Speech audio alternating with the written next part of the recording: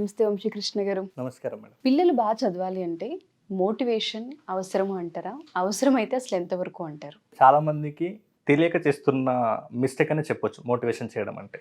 అంటే మోటివేషన్ చేయడం అనేది తప్పు కాదు, కానీ ఏ టైంలో చేయాలో తెలుసుకోకపోవడం తప్పు అనమాట. దీనికి సంబంధించి ఒక చిన్న స్టోరీ మనందరికీ తెలిసింది, అయినా కూడా నేను ఒకసారి గుర్తు చేస్తాను మేడం. ఫర్ ఎగ్జాంపుల్, మామూలుగా ఒక ఎగ్ తీసుకుంటాం. ఎగ్ తన తల్లి కింద పొదిగితే అందులో నుంచి కొంతకాలం తర్వాత ఒక అందమైన కోడిపిల్ల బయటికి వస్తుంది. అదే మనమే తీసుకొని అది పొదిగి ఆ ఎగ్ బ్రేక్ అవ్వకుండానే మనమే దాన్ని బయట నుంచి ఫోర్స్ నుంచి బ్రేక్ చేస్తే ఏమవుతుంది? ఆటోమేటిక్గా దాని జీవితం నాశనమైనట్లే. అంటే ఆ ఎగ్ నుంచి కోడిపిల్ల జీవితం అయితే మళ్ళీ ఏం రాదు, పొదిగినప్పుడు మాత్రమే జీవితం వస్తుంది. సమయం రావాలి. అంటే నేనేమంటున్నానంటే అవుట్ సైడ్ ఫోర్స్ యూజ్ చేస్తే అది బ్రేక్ అవుతుంది, ఇన్సైడ్ ఫోర్స్ వల్ల ఒక ప్రాణికి జన్మనిస్తుంది. మోటివేషన్ అనేది కూడా అవుట్ సైడ్ ఫోర్స్ వల్ల వేసేది అంత ఎఫెక్టివ్గా ఉండదు, ఇది చాలా ఎఫెక్ట్ చేస్తుంది పిల్లలకి. అదే ఇన్సైడ్ మోటివేషన్ అయితే వాళ్ళకి లైఫ్లో ఎదగడానికి హెల్ప్ అవుతుంది. ఎలా అంటారు? అంటే ఏ విధంగా అసలు? ఇప్పుడు చూడండి మేడం, ఫర్ ఎగ్జాంపుల్, అసలు మాటలే రానోడికి మాట్లాడు బాగా మాట్లాడు, చాలా బాగా మాట్లాడంటే మాట్లాడతాడా? మాట్లాడలేడు. ఆ స్ట్రగుల్ ఎంతో వానికే తెలుస్తుంది. ఫర్ ఎగ్జాంపుల్, చాలామంది పేరెంట్స్ ఉండి ఉంటారు. ఇప్పుడు సేల్స్ మార్కెటింగ్ తన బిజినెస్లో ఎలా చేయాలో ఆ పర్సన్కి తెలియదు, ఎవరు కూడా చెప్పలేదు. ఇప్పుడు మనము ఆ పర్సన్ని ఏమైంది మార్కెటింగ్ చేస్తలేవు, ఏమైంది సేల్స్ వస్తలేవు, ఏమైంది డీల్స్ క్లోజ్ చేస్తలేవు అని మనం వెంటబడుతుంటే ఆ పర్సన్ ఏం చేస్తాడు? ఇప్పుడు ఏం చేయాలో తెలిస్తే అది చేస్తాడు. నేనేమంటున్నానంటే ఆ పర్సన్కి అసలు ఏం చేయాలనో తెలీదు, నువ్వు మోటివేషన్ చేస్తే అది ఎట్లా వర్కౌట్ అవుతుంది? నేను మోటివేషన్ రాంగ్ అనట్లేదు, కానీ ఎప్పుడు చెప్పాలి? ఫస్ట్ ప్రాసెస్ చెప్పి దాని తర్వాత మోటివేట్ చేస్తే అప్పుడు ఆ ప్రాసెస్కి ప్రొసీడ్ అయ్యి ముందలిగిపోతాడు.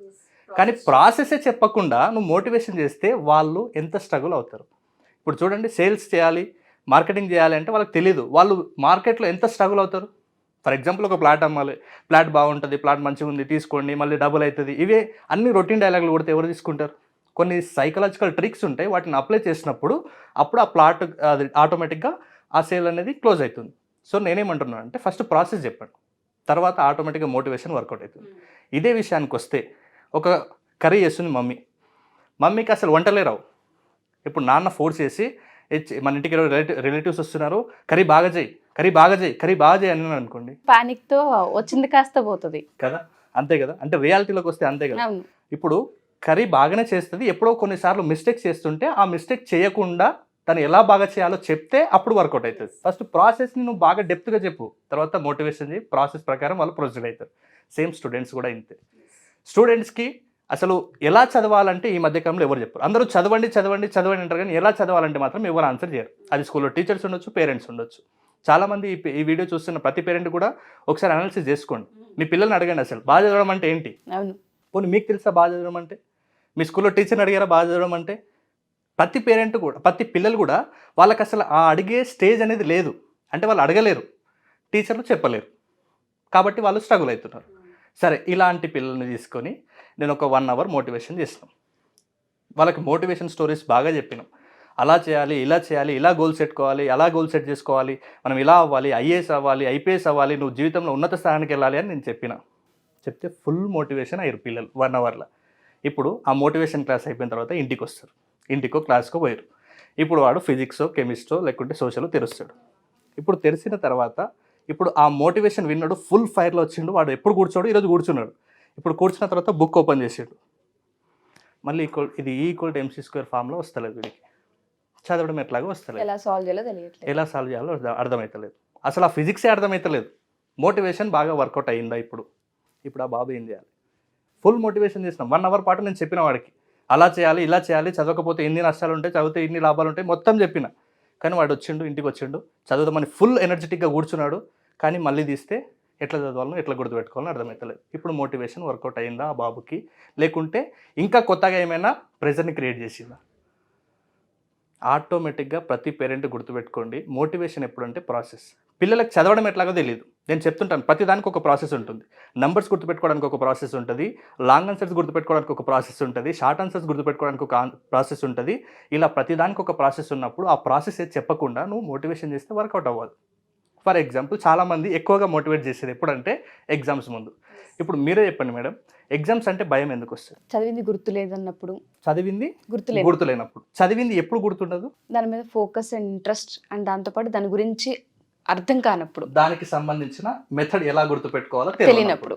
ఇప్పుడు సేమ్ ఇదే ఇప్పుడు ఒకసారి నేనేమంటున్నా, ఎగ్జామ్స్ అనేది ఫ్రూట్, దానికి సంబంధించిన రూట్ ఒకసారి కనుక్కోండి. ఇప్పుడు ఎగ్జామ్స్ అంటే భయం ఉందంటే నువ్వు ఫస్ట్ గుర్తుపెట్టుకోకపోవడం వల్ల నీకు భయం అయింది. ఎందుకు గుర్తుపెట్టుకోవాలంటే నువ్వు ఎట్లా చదివి గుర్తుపెట్టుకోవాలో తెలియదు. ఎట్లా చదివి గుర్తుపెట్టుకోవడం మీద నువ్వు ఎప్పుడైనా ఫోకస్ చేసినావు అంటే చేయలే. పోనీ నీకెవరైనా చెప్పారా అంటే చేయలే. మరి అలాంటప్పుడు నీకు ఫస్ట్ రూటే తెలియదు, నువ్వు ఫ్రూట్ ఎట్లా ఎక్స్పెక్ట్ చేస్తున్నావు? ఫస్ట్ ఆ రూట్ కరెక్ట్ ఉందో చూడు. ఎగ్జామ్ ఫియర్ ఉండకూడదంటే, ఫర్ ఎగ్జాంపుల్ మొన్ననే మనం ఒక వీడియో చేసినాం మేడం, మీకు ఒక 15 వర్డ్స్ చెప్పాను నేను. ఆ 15 వర్డ్స్ చెప్పిన తర్వాత మీరు జస్ట్ ఫస్ట్ చూసుకున్నప్పుడు చెప్పలేదు. తర్వాత నేను ఒక లింక్ క్రియేట్ చేసి ఒక టెక్నిక్ చెప్పిన తర్వాత ఆటోమేటిక్గా మీరు అన్ని వర్డ్స్ చెప్పారు. ఇప్పుడు ఆ రోజు నేర్చుకున్న వర్డ్స్ని మీకు ఒక పేపర్ ఇచ్చిన తర్వాత అదే సెంటర్లో కూర్చొని రాయమన్నా రాస్తారు, వేరే క్యాబిన్లో కూర్చోమని రాస్తారు, మీరు లేదు మీ ఇంటికి వెళ్ళిన తర్వాత ఒక పెన్ పేపర్ తీసుకొని రాయమన్నా రాస్తారు. అంతే కదా? అంటే నేర్చుకునే ప్రాసెస్ కరెక్ట్ ఉన్నప్పుడు నువ్వు ఏడ కూర్చున్నా రాస్తావు. నువ్వు నేర్చుకోవడం కరెక్ట్ లేదు కాబట్టి నువ్వు బోర్డ్ ఎగ్జామ్స్ అంటే భయపడుతున్నావు. నేను నేర్చుకునే ప్రాసెస్ అనేది రైట్ స్ట్రాటజీలో లేదు కాబట్టి నీకు భయం స్టార్ట్ అయింది, నీకు ఎగ్జామ్స్ అంటే భయం స్టార్ట్ అయింది. సో ఈ భయం స్టార్ట్ అవ్వడానికి వాళ్ళకి ఫస్ట్ రూట్ ఏంటంటే ఎట్లా చదవాలో తెలియకపోవడం. కాబట్టి నేను గంటాపదంగా చెప్పేది ఏంటంటే, పిల్లలకి ఎలా చదవాలి, ఎలా గుర్తుపెట్టుకోవాలి, ఎలా గుర్తు తెచ్చుకోవాలి, ఎలా ఎగ్జామ్స్లో ప్రజెంట్ చేయాలి ముందు చెప్పండి. అప్పుడు చెప్పడం వల్ల వాళ్ళకి ఒక ప్రాసెస్ తెలుస్తుంది. ఆ ప్రాసెస్ తెలిసినప్పుడు వాళ్ళని నువ్వు 100 మోటివేట్ చేస్తే అప్పుడు ఆ ప్రాసెస్ ప్రకారం వాళ్ళు ప్రొసీడ్ అవుతారు. అప్పుడు స్టడీస్లో రిజల్ట్ వస్తుంది. నువ్వు ప్రాసెసే చెప్పకుండా మోటివేట్ చేస్తే మళ్ళీ వచ్చి వాడికి ఎక్స్ట్రా ప్రెజర్ క్రియేట్ చేసినట్టు అవుతుంది. ఎందుకంటే వాడు చదవాలని వస్తాడు కానీ మళ్ళీ డీలా పడిపోతాడు.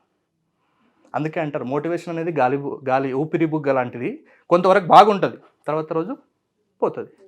అది పోకూడదంటే ఫస్ట్ ప్రాసెస్ తెలియాలి, తర్వాత అది బలంగా ఉంటుంది.